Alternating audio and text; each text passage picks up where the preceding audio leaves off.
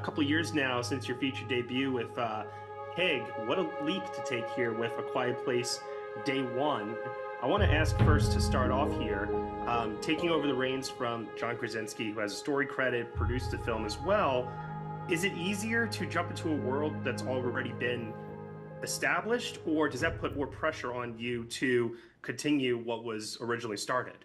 It's a little bit of both, but I think at the end of the day, my into it was very much through character and through Sam. So, kind of world or not, I just wanted to do justice to that character. So, yeah, there's expectations and there are certain rules you have to follow, which in some ways give you guidance, in some ways limit you.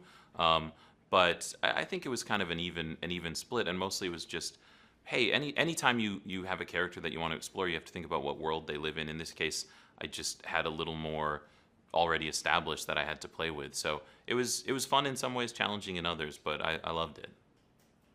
What was the best piece of advice you got from John right before you started, would you say? I think he was very gracious and just kind of saying, "Hey, make this your own." Like I didn't feel this pressure to, oh, you've got to do justice to the old ones and make it feel like that or anything like that. It's just, hey, make this a Michael Sarnoski movie and have fun with it. And that really took a lot of weight off of me and was just really generous of him. Two films in right now, very different types of films just in terms of scale.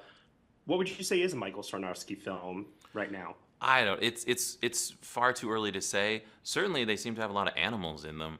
But other than that, I mean, I think a Michael Sarnowski film is just a film that I care about and enjoy making, and it seems like they tend to be character-driven, sort of hopefully surprisingly emotional stories in the context of something sort of unexpected. But I don't know. I'm still discovering it, and I don't want to put too fine a point on it, or else I might feel limited or have too many expectations moving forward. And I want to be able to surprise myself and audiences.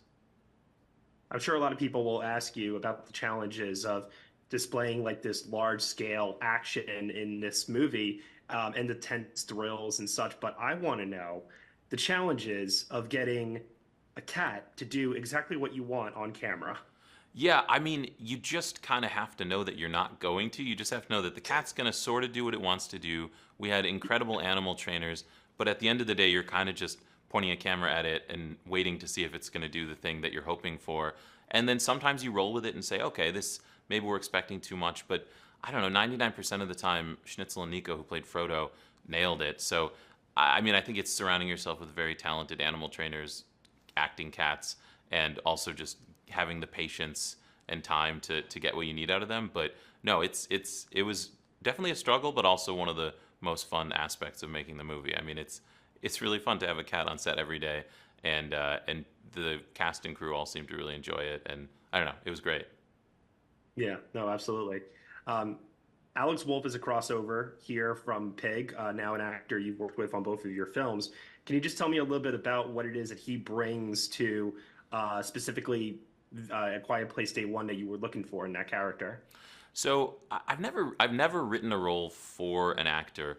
So I wrote the character of Ruben, and then it just sort of became obvious that this would be a really interesting role for Alex to play. I had an incredible time on Pig with him. I love him like a brother, and he's a very like, I mean, he will go there and he will risk himself in a role, and it's really nice to be in a place with an actor like that where we feel comfortable with each other, and he feels comfortable to do that on my set, and I feel comfortable to give him the space to do that. And so he was, I mean, it was just kind of wonderful to see him play a completely different character from Pig. I mean, I think a lot of people will barely recognize him from Pig, and he just really embodied that character. I don't know, I love working with him, and I'm so happy that he came onto this project. Yeah, I think he's one of the most exciting young actors we have working today, and fully bearded in this film too. I almost didn't recognize him for a brief That's a second. real beard. I'm like 10 years older than him, and his beard is so much better than mine, and I'm very jealous of it. How dare he? Yeah. Um, One thing I noticed about this film, in contrast to the previous two as well, and I'm wondering, like in the screenwriting phase, if this was a unique challenge for you. Your characters don't yet know to sign to communicate, so they have to communicate a lot non-verbally. So when you're writing the screenplay, you have so many long stretches where the film goes without dialogue. Can you just tell me a little bit about the writing process of how you're able to kind of navigate through that? I mean, I think a big part of that is being focused on the characters, what the characters want, what they're feeling, and then also just kind of trusting in the actors. I mean, sometimes in the script, it would just literally say they gesture to try and communicate this, Yeah. and some of it was just watching the actors figure out what that would look like, and it would be a little sloppy and a little like, oh, do you? So I mean, a lot of that was kind of giving the seeds of it in the script, and then working with the actors to sort of figure out what that would feel like, and I think that gave it a nice authenticity. Now, Joseph Quinn, I know, blew up about 2 years or so ago with the release of Stranger Things season four.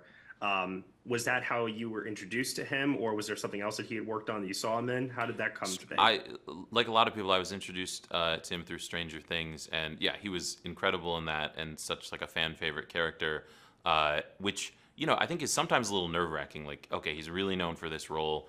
Is he going to be able to do something else? And very quickly from talking to him and seeing his audition, it was like, oh, this guy has multitudes of like he is so talented at portraying so many different types of characters. And Joe had to play a pretty hard character, a character that couldn't say a lot, had to convey a lot of emotion, was going through a lot, and he had to sort of track that character through the whole movie or a good portion of it. And yeah, I mean, he was incredible at it, and we put him through a lot. He was soaking wet and freezing cold half the time, and yeah, I could not have asked for a better actor at my side. Lupita Nyong'o, I think, is one of the best to ever do it. She is remarkable in every single role that I've ever seen her in. And I think here, one of the things that I found to be so remarkable about this particular story was how, even in the most dire of circumstances, the most depressing and bleak of times, there's still humanity that can be found and hope in like these small glimmers. So can you just tell me a little bit about like how you and Lupita collaborated to develop Sam as a character? Yeah, I mean, the first step is kind of the script, and Sam was really the beginning of this movie for me. That was, initially it was day one, New York City, but then what's the end to that going to be? And the character of Sam and what she's going through in her life were the thing that kind of hooked me and fascinated me about this idea. And so it was very much about exploring this world through her lens and being with her, and sort of from everything from the big stuff to the small stuff, making it feel like we were experiencing this with her character, boots on the ground. And I mean, she just threw herself into it. There was a lot to deal with in that, she's dealing with this massive event, but she's also dealing with some really trying and difficult and specific stuff that required her to dig very deep.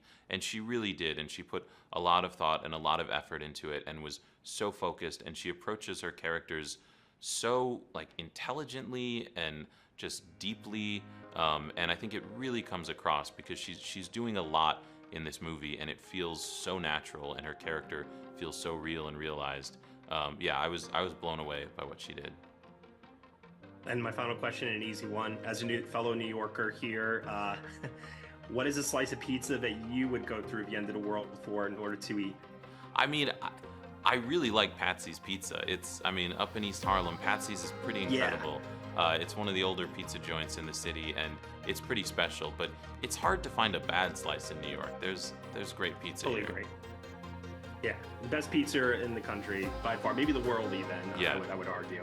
It's pretty amazing. Well, You could make a whole movie about I it. could not think of a more relatable motivation for a character than that when I watched this. So thank you for that. Thank you. Michael, thank you for your time here today, and congratulations on the film. And look forward to seeing what comes next, because this leap from Pig to this, huge, and I think even bigger things are on the horizon for you. Thank you so much.